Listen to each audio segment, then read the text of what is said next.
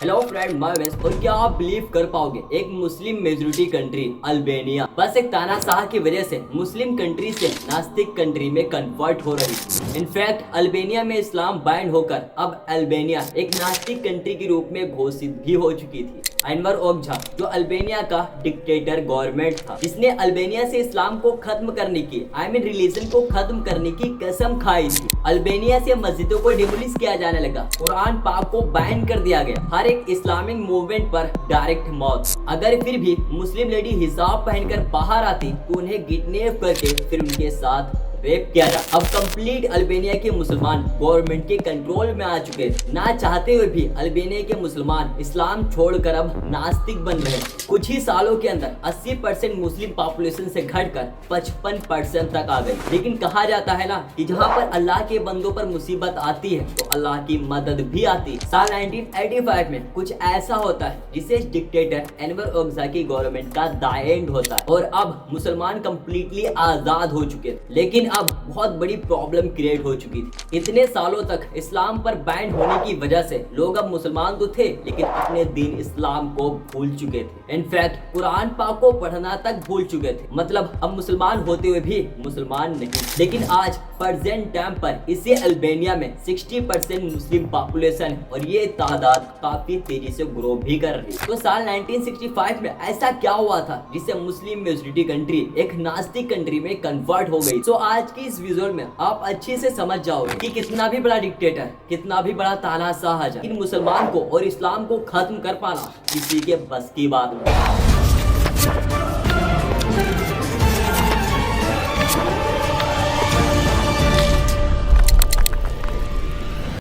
Albania जो एक completely non Muslim country थी, लेकिन 12वीं और 13वीं सदी में अल्बानिया में इस्लाम इंटर करता है। लेकिन जब 15वीं सदी में सल्तनत उस्मानिया इस अल्बानिया कंट्री को फतेह करता है, तब यहाँ अल्बानिया के अंदर इस्लाम तेजी से ग्रो करने लगा, खासकर अब्दुल हमीद के अराउंड में। अब कंप्लीट अल्बानिया के अंदर 80% मुसलमान बन गए। सल्तनत उस्मानिया के दौर में यह छोटा सा मुल्क बहुत ही अमीर और एक खुशहाल मुल्क था। लेकिन अफसोस अंग्रेजों ने इस मुल्क की खुशहाली में चिंगारी लगा दी। जब फर्स्ट वर्ल्ड वॉर का खतरा मंडरा रहा था, तब उस टाइम सल्तनत उस्मानिया कमजोर पड़ने लगी। बिकॉज इसी का फायदा उठाकर 1912 में अल्बानिया ने अंग्रेजों के साथ मिलकर अपने आप को सल्तनत उस्मानिया से अलग कर लिया और अपनी आजादी का ऐलान कर दिया। अंग्रेज चाहते थे कि इस अल्बानिया का कंट्रोल किसी ईसाई के हाथों में सौंपा जाए, जबकि अल्बानिया का कंप्लीट अवाम फिर से सल्तनत उस्मानिया के कंट्रोल में रहना चाहता था। इस टाइम पर कंप्लीट यूरोप का अल्बानिया ही एक मात्र मुस्लिम कंट्री थी। लेकिन अब अल्बानिया की गवर्नमेंट लिबरल और सेकुलर लोगों के हाथों में आ गई थी।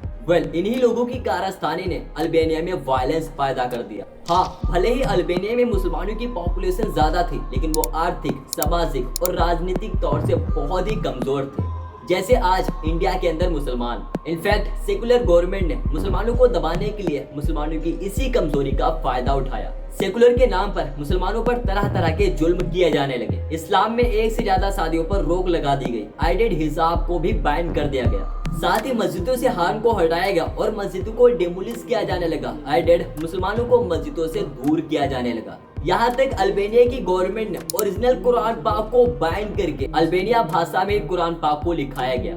अब तक मुसलमान कंप्लीट गवर्नमेंट के हाथों में आ चुके थे, लेकिन यह तो अभी शुरुआत थी। इससे खौफनाक दौर तो अभी शुरुआत होने वाला था। एक ऐसा तूफान आने वाला था जो मुसलमानों की रूह को भी चीर देने वाला थे। साल 1945 में सेकंड वर्ल्ड वॉर के बाद अल्बानिया में कम्युनिस्ट गवर्नमेंट बनती है और इस कम्युनिस्ट गवर्नमेंट का कंट्रोल तो अल्बानियन मुस्लिम महमद सेहो और एनवर ओगझा। कहा जाता है कि ये दोनों हैवान जालिम से भी बुरे थे। एनवर ओगझा जो एक सनकी तानाशाह था, जिसका मानना था कि रिलीजन एक जहर है। जब तक अल्बानिया के अंदर इस्लाम रिलीजन रहेगा, तब तक अल्बानिया का विकास कर पाना बहुत मुश्किल होगा। इसलिए इस्लाम को खत्म करना होगा। सो इसलिए एनवर ओगझा फ्यूचर में अल्बानिया के अंदर कुछ ऐसा करने वाला था जिसकी भनक अल्बानिया के मुसलमानों को तक नहीं थी। साल 1945 में जब एनवर ओगझा अल्बानिया का तानाशाह बनता है, तब वहाँ के ईसाई पादरी एनवर ओगझा के अगेंस्ट प्रोटेस्ट जारी करते हैं, विरोध करते हैं। साल 1945 के एंड आते आते बहुत सारे ईसाई पादरियों को अरेस्ट करके उनके ऊपर मिलिट्री टाइल्स लगा दिया गया। कईयों को तो डायरेक्ट मौत दे दी गई। कुछ टाइम के अंदर ही ये एनवर ओग्जा कम्प्लीटली नास्तिक बन चुका था और ये एनवर कंप्लीट अल्बेनिया को भी नास्तिक बनाना चाहता था। सो इसलिए वो इस्लाम के अगेंस्ट ऐसे साजिश करने लगा, रिलीजन के अगेंस्ट ऐसी मूवीज रिलीज करने लगा। इन मूवीज के अंदर इस्लाम और ईसाइयों को गलत दिखाया जाता। इनफैक्ट इस्लाम में मौलवी, ईसाई में पादरियों को विलन दिखाया जाता। यहाँ तक इन लोगों को मूवीज के अंदर देशद्रोही भी दिखाया जाता। अब ये सब ये इसलिए कर रहा था जिससे लोगों का रिलीजन से विश्वास खत्म हो जाए। अब इसका इम्पैक्ट ये हुआ कि अल्बेनिया की कम्युनिस्ट गवर्नमेंट वहाँ के बड़े बड़े मौलानों को देशद्रोही के आरोप में अरेस्ट करने लगी। यहाँ तक कुछ लोगों को बिना आरोप ही मार दिया जाता। अब मुसलमान मस्जिदों में जाने से, पब्लिक में इस्लामिक हिजाब पहनने से, यहाँ तक एक दूसरे से सलाम करने से भी खौफ खाने लगे। एनवर ओग्जा इस्लाम को खत्म करने के लिए, लोगों को नास्तिक बनाने के लिए अल्बेनिया के संविधान तक को बदल दिया एंड संविधान के अंदर आर्टिकल 37, 55 ऐड कर दिया। आर्टिकल 37 में ऐलान किया गया अल्बेनिया किसी भी रिलीजन को मान्यता नहीं देता है बल्कि नास्तिकता का समर्थन करता है। आर्टिकल 55 में ऐलान किया गया अब अल्बेनिया में धर्म के आधार पर कोई संस्था नहीं बनेगी। विच मीन्स इन लोगों का डायरेक्ट कहना था कि अब या तो तुम नास्तिक बनो या फिर दुनिया छोड़ो। अल्बेनिया की इस गवर्नमेंट डिक्टेटर तानाशाह की वजह से कंप्लीट अल्बेनिया में एक खौफ का माहौल था, खासकर मुसलमानों के अंदर। अब इस टाइम तक अल्बेनिया में मुसलमान घटकर 17% तक आ गए। अब मुसलमान घरों में छिप कर ही अल्लाह की इबादत करने को मजबूर हो गए। साल 1967 तक ऐसा ही सिलसिला चलता रहा, लेकिन जब एनवर ओग्जा को महसूस हुआ कि इस तरीके से नास्तिकता वाला प्लान कामयाब नहीं हो रहा, तो उसने वो प्लान एक्टिवेट किया जिससे कंप्लीट मुस्लिम दुनिया चौंक उठी।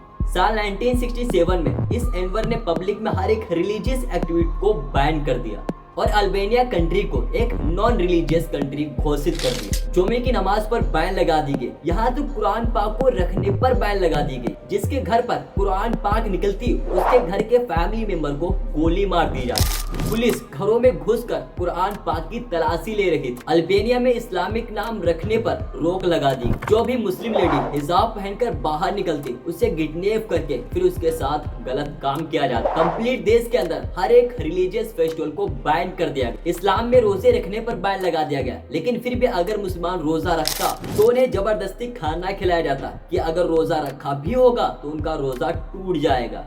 लेकिन जो भी मुसलमान खाना खाने से इनकार करता तो उसे मौत के घाट उतार दिया जाता। अब इतने ज्यादा जुल्म होने के बाद भी अब भी मुसलमान छुप छुप कर अल्लाह की इबादत कर रहे थे। अब इस टाइम पर मुसलमान अपने बच्चों को इस्लामिक एजुकेशन देने से डरते थे कि कहीं हमारे बच्चों ने किसी के सामने इस्लामिक एजुकेशन जाहिर कर दिया तो बच्चों के साथ साथ कंप्लीट फैमिली को मार दिया जाएगा। मुसलमानों के मुंह से जबरदस्ती इस्लाम के अगेंस्ट बुलवा कर उन्हें नास्तिक बनाया जा रहा। डिक्टेटर एनवर ओग्जा कंप्लीट अल्बेनिया से मस्जिद मदरसों को डेमोलिश करने का ऑर्डर जारी कर दी। लेकिन जो मस्जिदें बड़ी थी, जो आलिशान थी, उसे सिनेमा घर, गोदाम, हथियार रखने की जगह में तब्दील कर दिया। अब वही मुस्लिम लड़कियां जो इस्लामिक तालीम लेती थी अब वही शराब और जुए की हैबिट्स में फंसने लगे। साल 1968 के एंड तक ओनली 7 मंथ के अंदर 2000 से प्लस रिलीजियस बिल्डिंग को डेमोलिश कर दिया गया। अब कंप्लीट देश के अंदर ओनली 59 मस्जिदें ही टूटी फूटी रह गई। कहा जाता है जब मुसलमानों पर, इनफैक्ट अल्लाह के बंदों पर हद से ज्यादा जुल्म बढ़ता है तो अल्लाह की मदद जरूर आती है। इनफैक्ट इस डिक्टेटर एनवर ओग्जा पर अल्लाह की तरफ से इतनी सारी बीमारियां आ जाती कि वो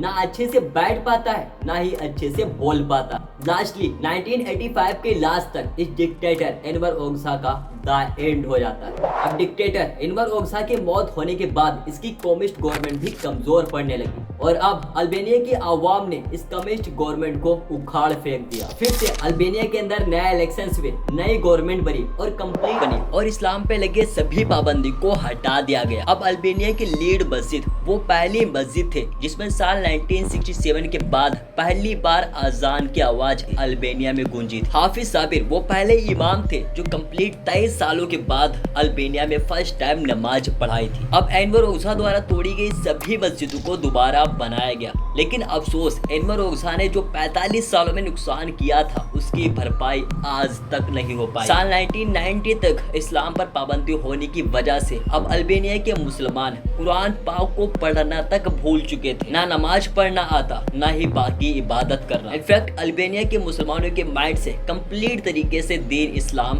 खत्म हो चुका था, लेकिन ईमान अभी भी बाकी। दुनिया के कई इस्लामिक तंजीमों ने अल्बेनिया के मुसलमानों पर मेहनत की, उनको इस्लाम में तालीम दी, उनकी आर्थिक मदद की। अब फिर से अल्बेनिया में मदरसाज खुलने लगे, जिसमें फिर से मुस्लिम इस्लाम की तरफ रिटर्न हो सके। आज अल्बेनिया में कंप्लीट 800 से प्लस मस्जिद है। साल 2020 के अल्बेनिया के रिलीजियस डाटा के हिसाब से अल्बेनिया में आज प्रेजेंट टाइम पर 17 लाख मुसलमान रहते हैं, जो कि टोटल पॉपुलेशन का 60% है।